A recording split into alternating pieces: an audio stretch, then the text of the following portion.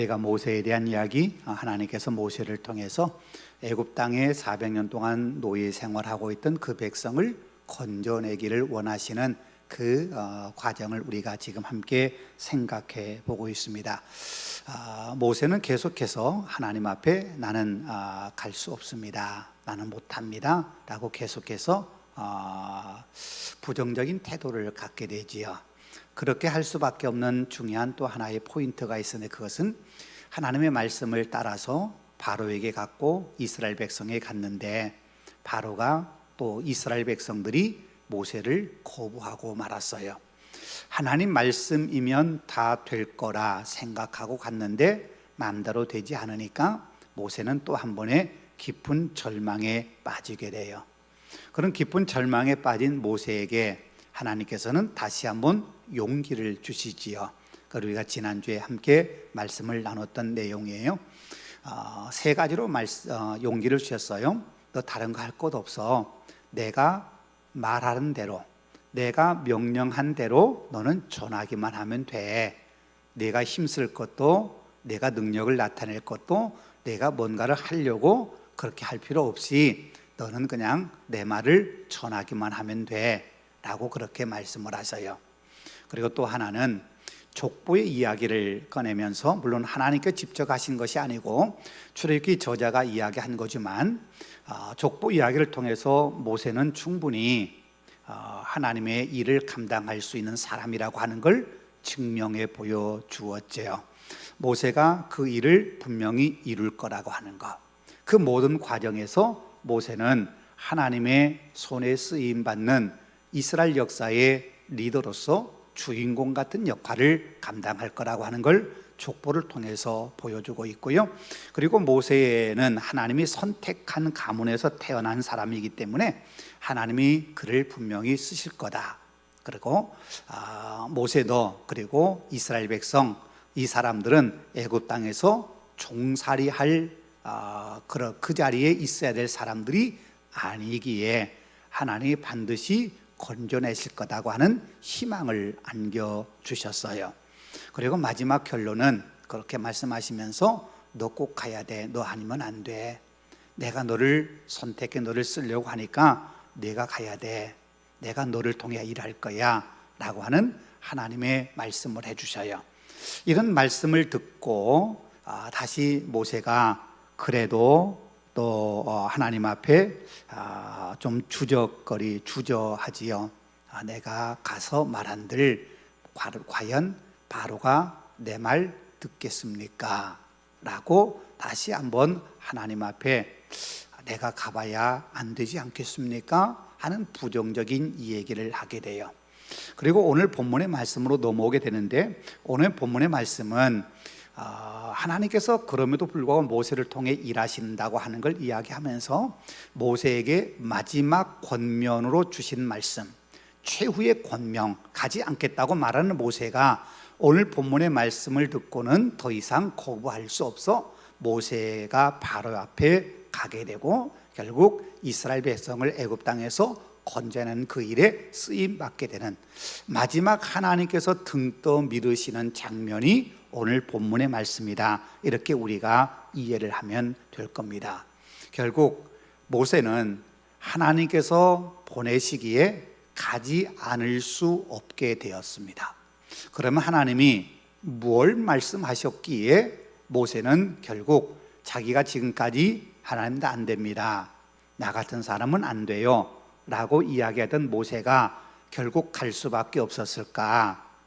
그것이 하나님께서 일하시는 방법인데, 첫 번째 우리가 생각해 볼 건 뭐냐면 하나님께서는 모세에게 신적 권위를 주시겠다 그렇게 말씀을 하셔요.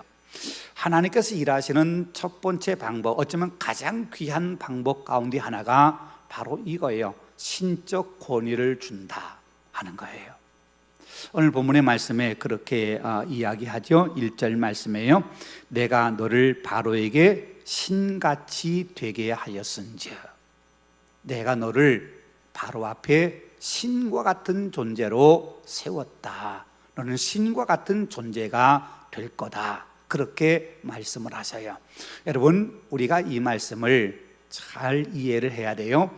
하나님께서 모세에게 너는 바로에게 신과 같이 될 거야 라고 하는 이 말씀은 하나님께서 모세에게 용기를 주시고 자신감을 주시기 위해서 이 말씀을 한 것이지, 너는 앞으로 신적인 존재야, 그런 의미는 아니라는 거예요. 우리가 잘 아는 것처럼 성경의 역사는 우리 인간의 끊임없는 범죄와 타락의 모습을 보여주고 있는데, 그 범죄와 타락의 가장 근본적으로 핵심의 자리에 있는 게 뭐냐면 인간이 하나님처럼 되고 싶은 거예요. 그래서 에덴 동산의 첫 번째 죄를 범할 때에도 이 선악을 알게 한 나무 열매를 따먹으면 내 눈이 밝아져 하나님처럼 되리라 라고 하는 뱀의 유혹을 받고, 그리고는 그 나무 열매를 쳐다보니까 보암직도 하고 먹음직도 하고 지혜롭게 할 만큼 탐스럽게 보였어요. 조금 먹으면 정말 내 지혜가 하나님의 지혜같이 될 거다 하고 하나님의 자리를 노리는 거예요. 끊임없이 우리 인간이 하나님의 자리를 노리는 그 모습이 결국 우리 인간으로 하여금 죄에 빠지게 만들고, 그게 바로 우리 인간의 본질적인 문제라고 하는 걸 성경은 끊임없이 가르쳐줘요. 그래서 하나님께서는요, 우리가 죄에 빠지지 않고 바른 내 자리, 내 위치, 우리는 피조물이고 하나님의 통치를 받아야 할 존재라고 하는 그 사실, 연약한 존재, 유한한 존재라는 사실을 결코 잊지 말라고 우리에게 끊임없이 경고를 해주셔요. 그렇게 하나님은 우리에게 너는 결코 하나님이 아니야, 너는 신이 아니야, 너는 피조물이고 유한한 존재고 너는 무능한 존재야 라고 끊임없이 우리의 자리를 그렇게 세워주시고 가르쳐 주심에도 왜 모세에게 내가 바로에게 신과 같이 된다 라고 하는 이 엄청난 말씀을 해 주셨을까? 말씀드린 것처럼 모세가 이후에 어떤 신적 능력을 가졌다, 어떤 신적 권위를 가졌다, 그건 의미하는 건 아니에요. 신적 권위는 어디서 얻어지는 거냐? 그렇게 우리가 묻는다면 하나님이 주시는 거예요. 내가 스스로 그 권위를 얻으려고 해서는 안 돼요. 내가 스스로 신의 자리, 인간 이상의 자리로 우리가 스스로 올라가려고 하는 것은 결국 우리 인간에게 교만이고 그게 우리 인간을 타락하게 만드는 거라는 사실을 우리가 잊지 않아야 돼요. 여러분요, 우리가 하나님께서 우리를 분명히 오늘 우리에게도 신적 권위를 주셔요. 이건 분명해요. 하나님이 당신의 일을 할 사람에게는 반드시 신적 권위를 주셔서 그 일을 하게 하셔요. 그런데 우리가 꼭 기억해야 될 건 뭐냐면, 하나님이 우리를 신적 권위를 주셔서 우리로 하여금 일하게 하시도록 우리를 때로 높여주신다 하더라도 우리는 피조물이라는 사실을 결코 잊어버려서는 안 돼요. 바꿔 말하면 그 얘기는 뭐냐면, 우리가 신적 권위를 가지고 어떤 일을 할 때 때로는 하나님의 기적 같은 역사가 나타나기도 하고, 때로는 하나님의 권능이 나를 통해서 흘러가기도 하고 그런 일이 나지만, 결코 내 자신이 드러나거나 내가 어떤 신적인 추앙을 받으려 해서는 결코 안 된다는 사실이에요. 나를 세우신 분은 하나님, 나를 통해 일하시는 분은 하나님이라는 사실을 우리가 잊지 않아야 된다는, 성경이 하나님께 쓰임받는 사람이 늘 그걸 자기 스스로 인정할 때 하나님께 쓰임받았어요. 사도행전 3장에서요, 나면서부터 안진뱅이 되었던, 그래서 미문에서 구걸하고 있던 그 안진뱅이를 베드로와 요한이 내게 금과 은은 없지만 내게 있는 걸 내게 준다, 나사렛 예수 이름으로 일어나 걸어라, 그러면서 이렇게 세웠잖아요. 그럴 때 사람들이 베드로와 요한을 주목하여 보니까 베드로와 요한이 그 많은 사람 앞에 설교하는데, 설교의 첫 번째 내용이 뭐였냐면, 사람들아 왜 우리를 주목하느냐, 이 일을 행하신 분은 하나님이시다, 그러면서 자기에게 쏠린 관심을 접게 만들어요.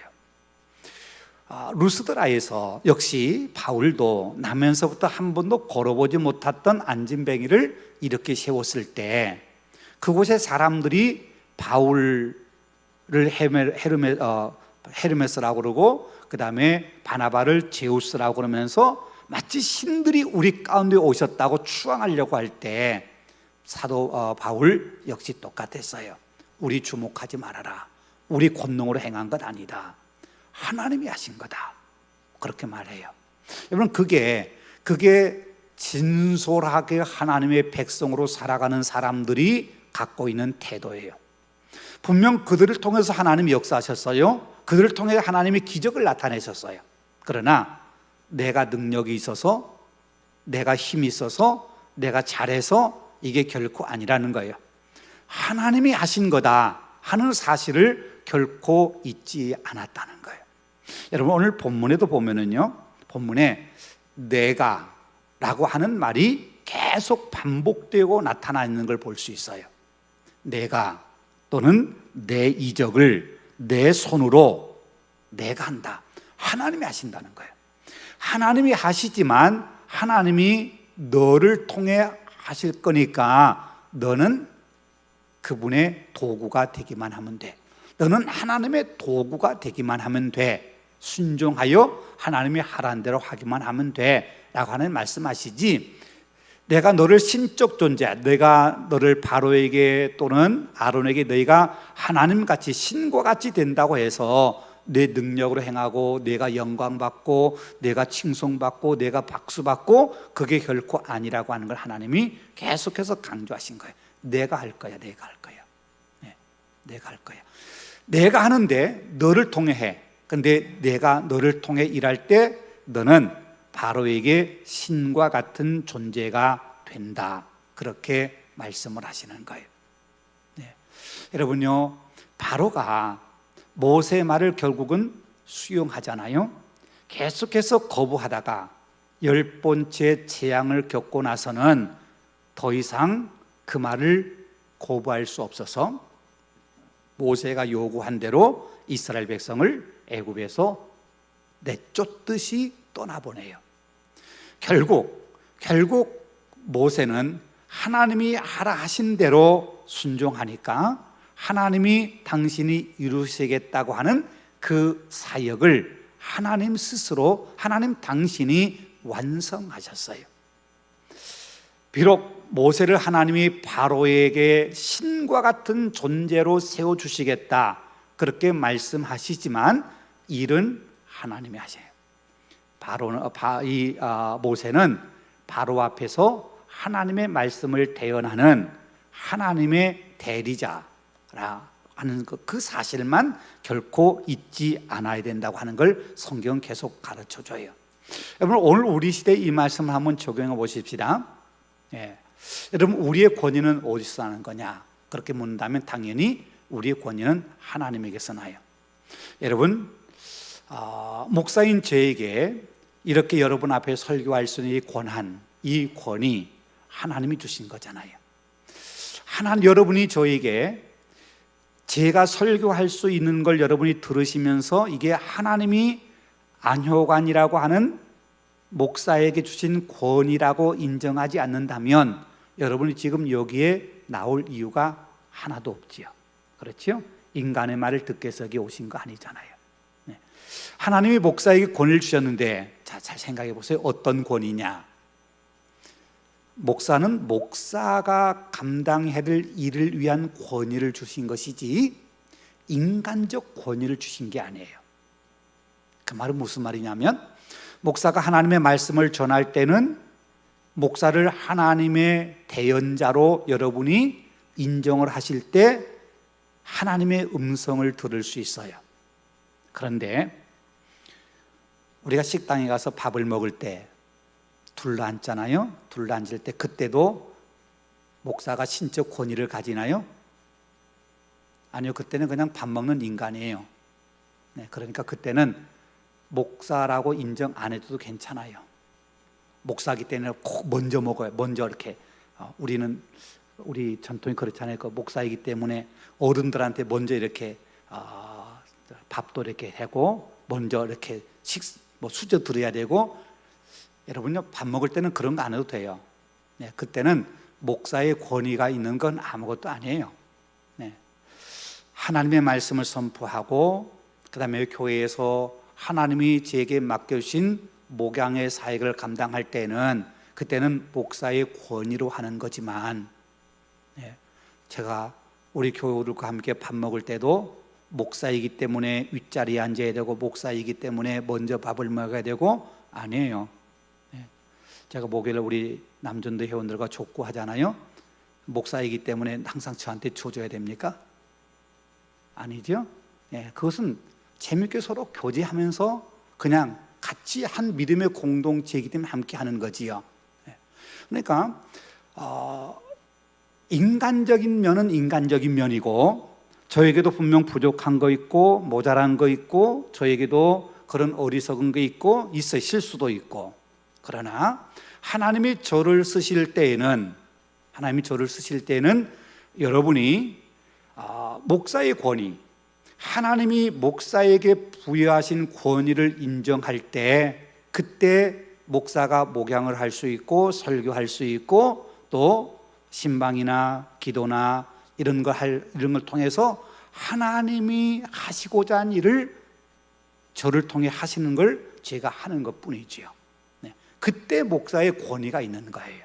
네, 바꿔 다 얘기하면 그 일을 바르게 감당해야지, 설교해서 교인들이 은혜 받았다고 목사에게 은혜 받았다고 얘기할 때 목사가 내가 설교 잘해서 그랬지 라고 생각하면 그건 교만해지는 거예요. 그건 결코 안 되는 거지요. 은혜를 받았다고 한다면 성령께서 역사하셔서 우리의 마음에 감동을 주시고 은혜를 깨닫게 하시고 은혜를 경험하게 하셨으니까 은혜를 받는 거지, 목사가 잘해서 라고 생각하면 이건 목사에게 교만이고, 그것은 더 이상 신적 권위가 아니라 내가 신이 되려고 하는 어리석은 존재가 되고 마는 거예요. 여러분, 이건 분명해요. 그건 우리가 목사만이 아니라 우리도 마찬가지예요. 여러분요, 교회에서 목사가 신적 권위를, 때로는 신적 권위를 갖는다면 우리 믿음의 사람들은 세상 속에서 신적 권위를 가지고 살아야 돼요. 여러분, 신적 권위를 가진다고 하는 그 말의 의미는 뭘까? 이렇게 생각하면 저는 이렇게 이야기하고 싶어요. 초대 예루살렘 교회가 주변 사람들로부터 받는 반응이 두 가지가 있었어요. 하나는 두려워하는 것이고 또 하나는 칭찬받는 거였어요. 여러분, 모든 인간이 신 앞에 느끼는 첫 번째 감정이 뭐냐면 두려움이에요. 그래서 우리가 하나님을 공경한다 말할 때 경외라고 이야기하지요. 경외라는 말에 담겨진 첫 번째 의미는 뭐냐면 두렵다는 거예요. 왜요? 우리 인간은 지극히 낮은 존재, 허물 많고 모자란 것 많은데 완전하시고 거룩하신 하나님을 느낀다고 하는 것은 우리 인간이 두려울 수밖에 없는 거예요. 그래서 우리 인간은 늘 하나님을 의식할 때 두려움을 느낄 수밖에 없어요. 네.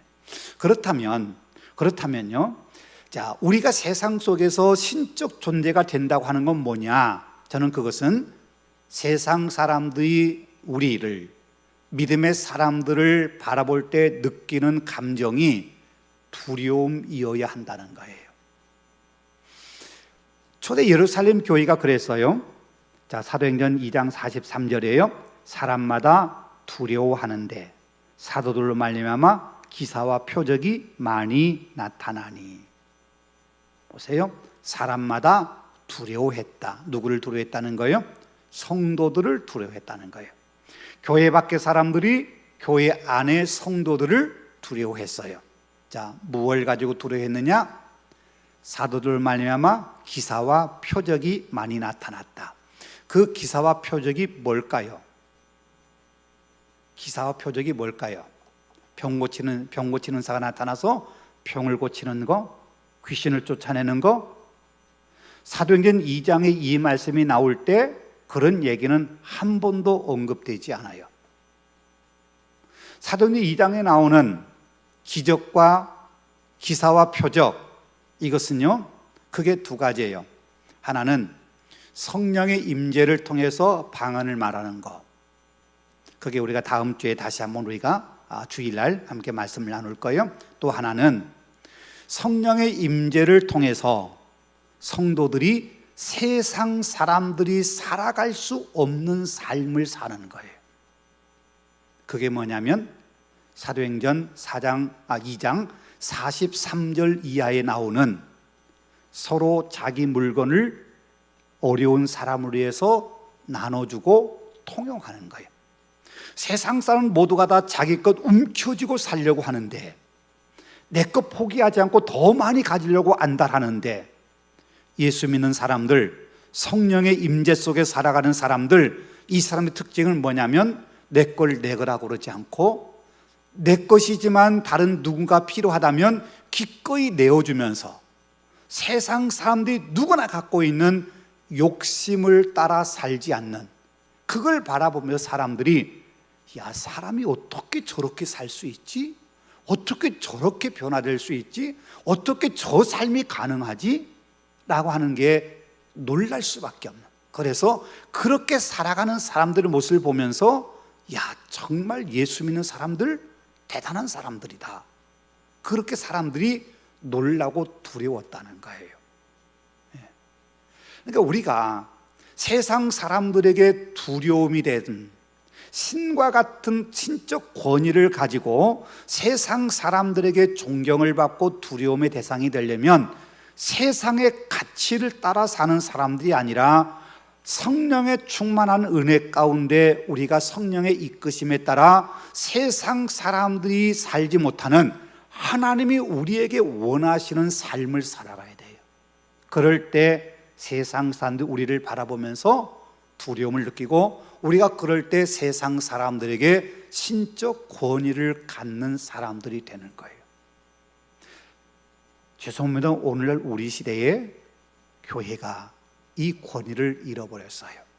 그래서 세상이 교회를 향해서, 또 기독교를 향해서, 믿음의 사람들을 향해서 손가락질하고 욕하고요, 비판하고 비난하고. 이유가 뭐예요? 우리에게 그런 신적 권위가 상실되었기 때문에. 왜?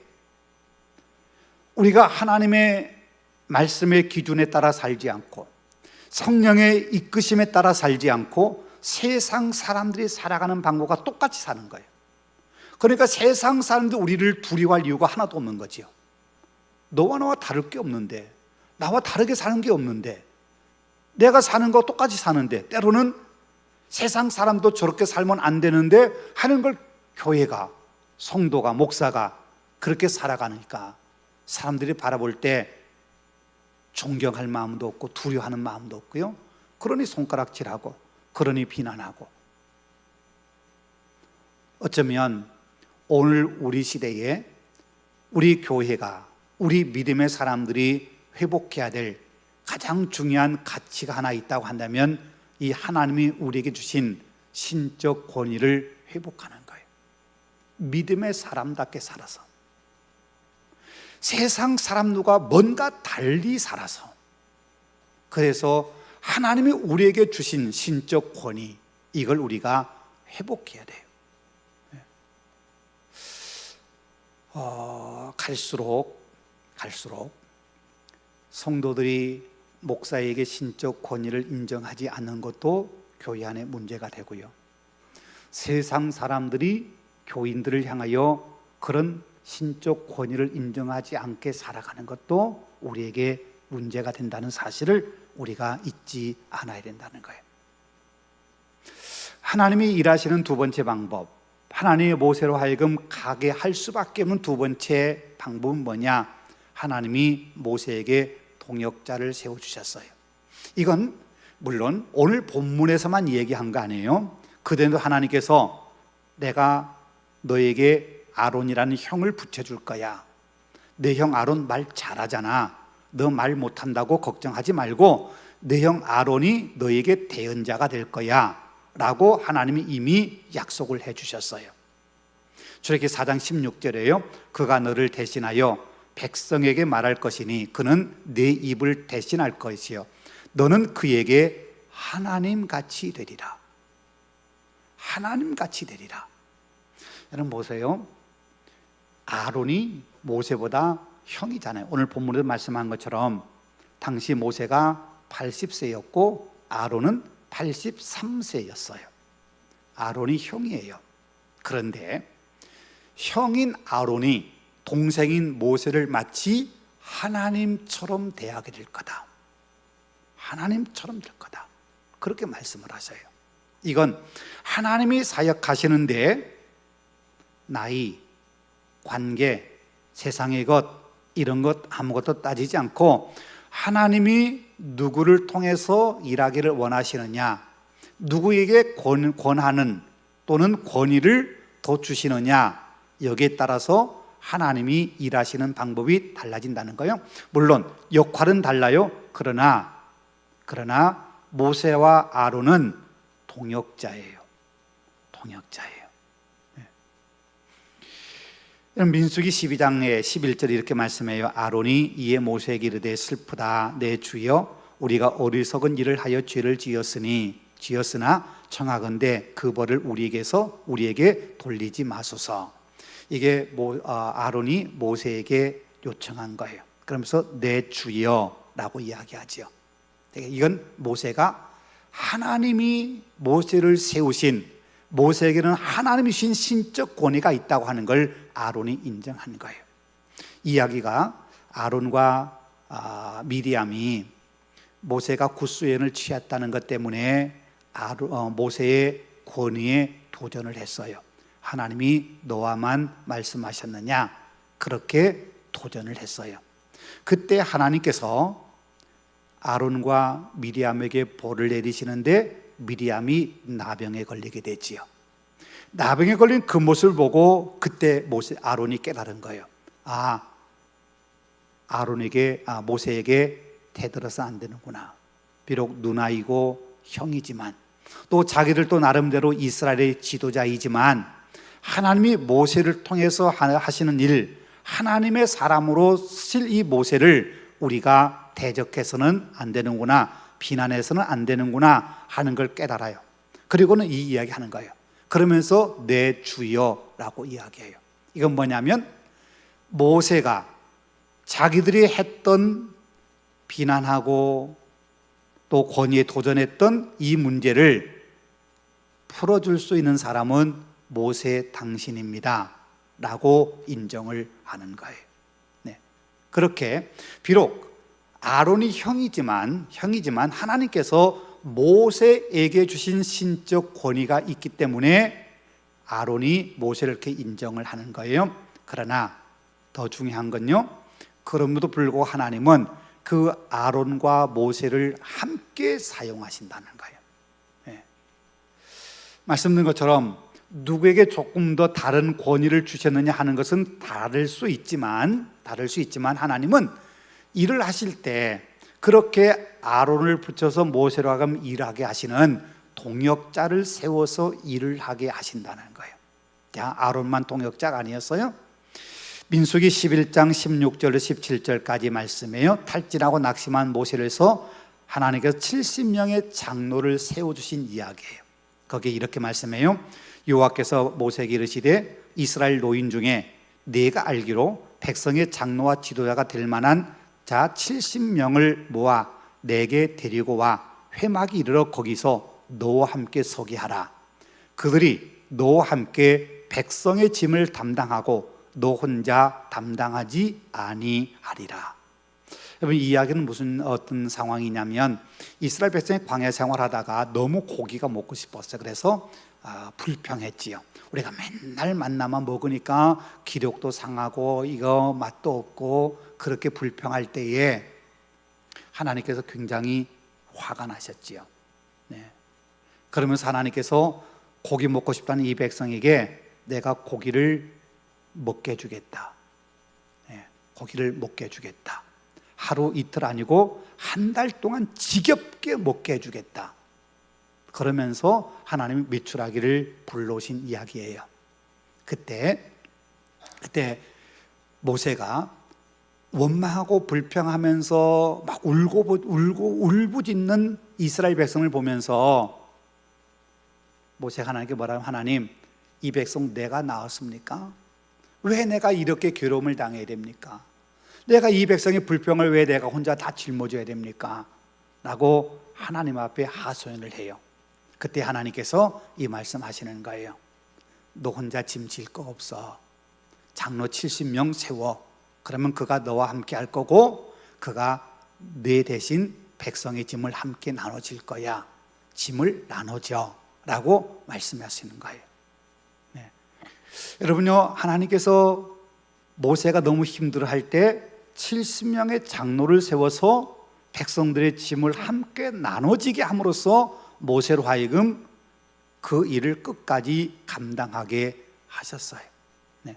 하나님이 때로 이렇게 힘들고 홀로 감당하기 어려운 순간, 이게 우리 누구에게나 있어요. 그렇죠? 그게 교회에서도 있을 수 있고, 가정에 있을 수 있고, 또는 직장에서도 있을 수 있고, 어떤 상황에서든지 우리가 힘든 상황이 올 때 하나님은 우리에게 꼭 함께 짐을 나눠줄 수 있는 동역자를 보내주신다는 사실을 우리가 잊지 말자는 거예요. 그 동역자 역할이 아주 약할 수 있어요. 여러분이 민수기 11장 이 상황에서요, 모세에게 하나님께서 70명의 장로를 세우라 그랬잖아요. 그리고 백성들의 짐을 함께 나눠줄 거다 그렇게 말씀하셨는데, 그 얘기가 다 끝날 때까지 장로 70명이 뭘 했다, 이거 아무것도 없어요. 뭘 했다고 하는 얘기가 한 번도 등장하지 않아요. 그럼에도 모세는 하나님이 내 짐을 나 홀로 지지 않고 70명의 장로를 세워 함께 나눠지게 하셨다, 그 한 가지 사실, 그 한 가지 사실만으로도 모세는 힘을 얻은 거예요. 장로들이 70명이 세워져서 성령을 받고 그들이 예언하고 성령 충만을 경험하지만 모세를 위해서, 백성을 위해서 뭘 했다, 이건 하나도 기록되지 않았어요. 그만큼 동역자가 있다는 사실만으로도 우리는 힘을 얻고 우리는 용기를 가질 수 있어요. 하나님은 그래요. 하나님은 언제나 동역하게 하시는 분이에요. 우리가 잘 아는 에제르라고 하는 말, 우리 카페 이름이 에제르잖아요. 제가 자주 말씀드립니다. 이 에제르라고 하는 말이 돕는다는 말이에요. 하나님 우리에게 늘 돕는 자를 붙여주세요. 처음 인간 아담이 홀로 있는 것을 좋지 않게 여기서 하나님께서 아담을 돕는 배필로 하와를 지으시고 하와와 짝을 맺어주셨어요. 이때 돕는 배필, 이게 에제르예요.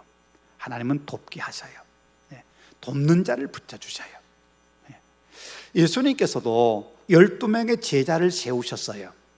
왜 12명이나 세우셨을까요? 함께 동역하게 하기 위해서. 우리 지난주 말씀을 나눴던 사도행전 1장에 가룟유다가 죽고 난 다음에 11명의 사도와 120명의 성도들이 모였을 때 그 빠진 한 자리, 그 자리에 마띠아라고 하는 사람을 새로운 사도로 불러 세우잖아요. 그래서 함께 동역하도록, 함께 일하도록. 초대교회 7 집사를 세울 때도 마찬가지예요. 사도들이 그 일을 다 감당할 수 없으니까 우리는 기도하는 것과 말씀 사역에만 힘쓰리라.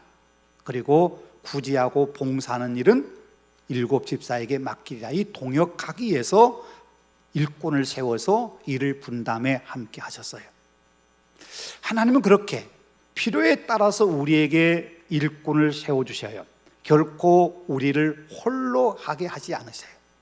특별히 우리가 힘겹고 버거울 때 우리 홀로 있게 하지 않으세요.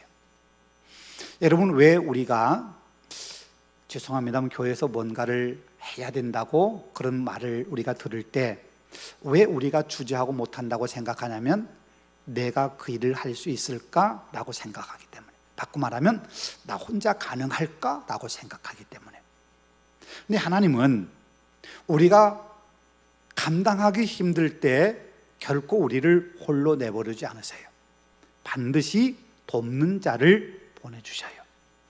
돕는 자를 붙여서 우리로 하여금 그 일을 감당하게 하셔요.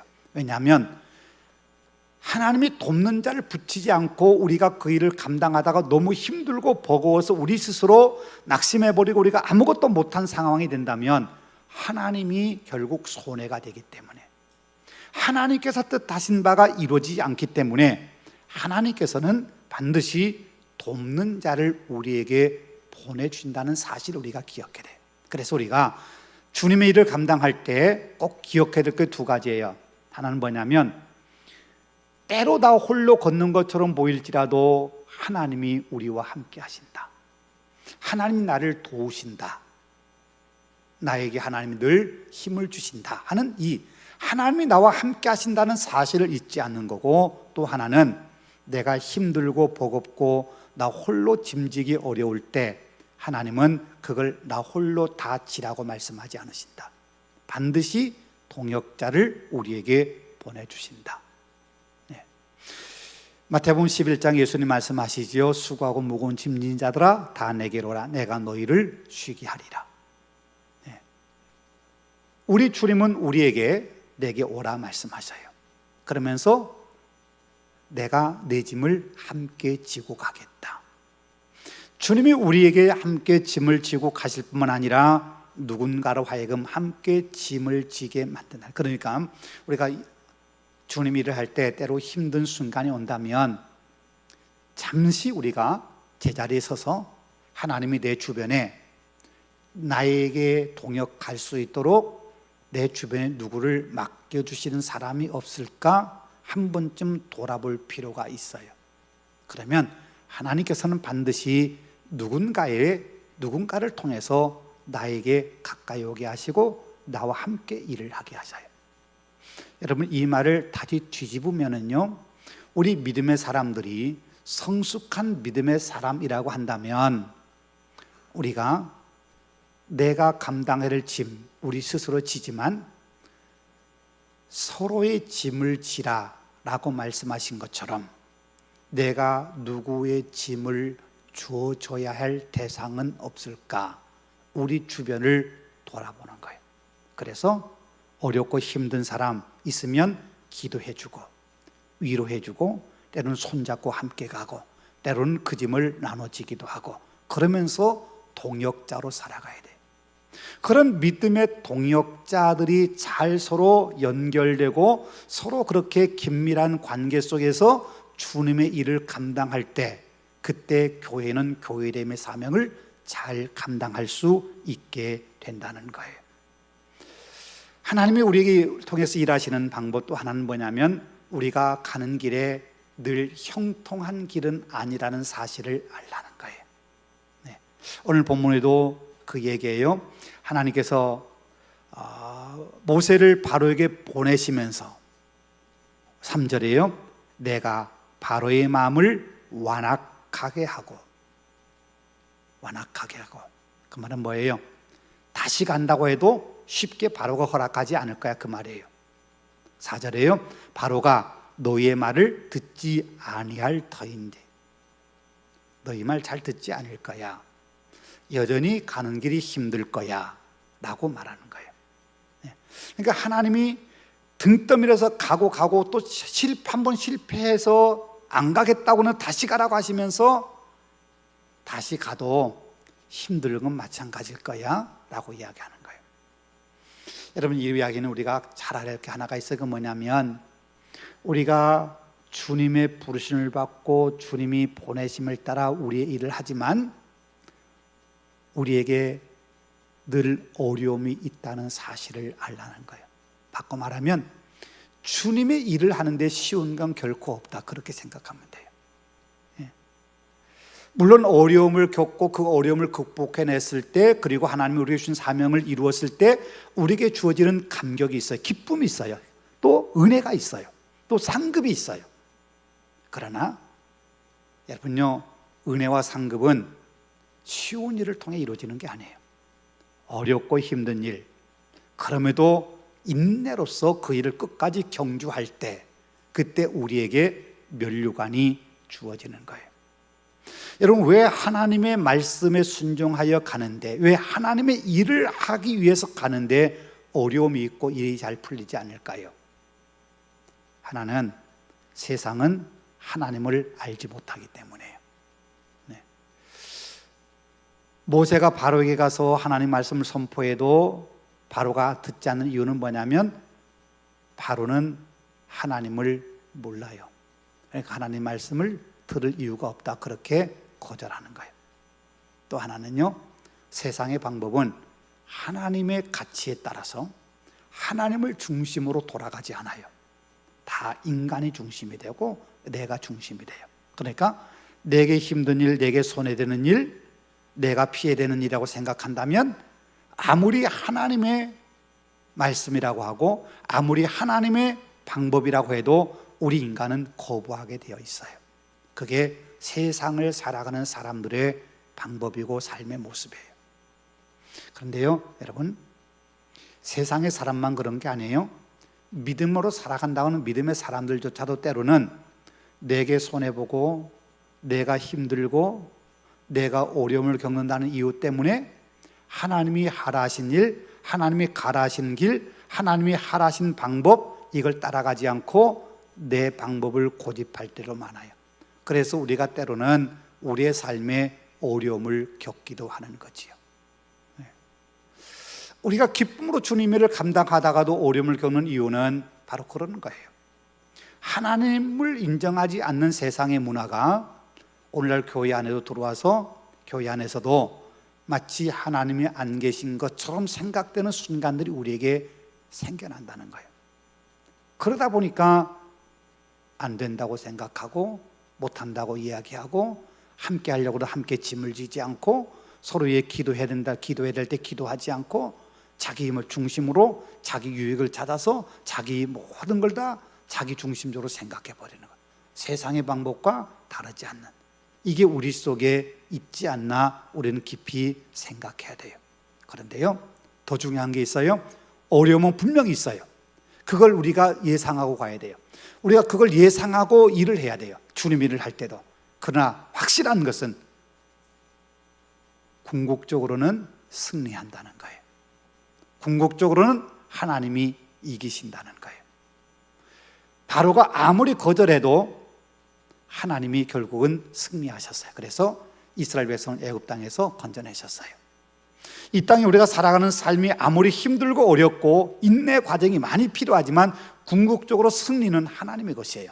그래서 요한계시록이 쓰여진 거예요. 아무리 로마 제국이 박해하고 수많은 사람들이 박해한다 하더라도 마지막 궁극적으로 승리의 깃발을 들고 승리의 개가를 부르면서 이 세상의 왕으로 통치하실 분은 우리 주 예수 그리스도, 다시 오실 주님이시다 하는 걸 요한계시록은 가르쳐. 그러니까 이 땅에 살아가면서 힘들게 어렵게 살아갈지라도 포기하지 말고 끝까지 믿음을 지키고 살아가야 돼 라고 하는 걸 권면하고 있는 말씀이 요한계시록의 말씀이에요.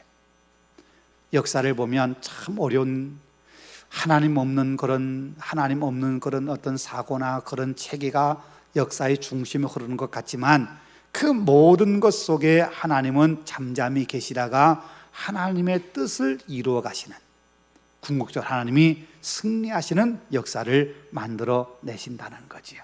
그래서 우리는 하나님을 신뢰하고 가는 거지요. 언젠가 승리는 우리의 것이다 라고 하는 믿음을 갖고 가는 거예요. 그 승리의 과정 속에 하나님은 때때로 기적을 베푸셔요. 오늘 본문에서도 그 얘기 하잖아요. 내가 내 손을 애굽에 뻗쳐 큰 심판을 내리고, 큰 심판을 내리는데 하나가 아니고 여러 큰 심판을 내리고, 하나님이 기적을 행하신다.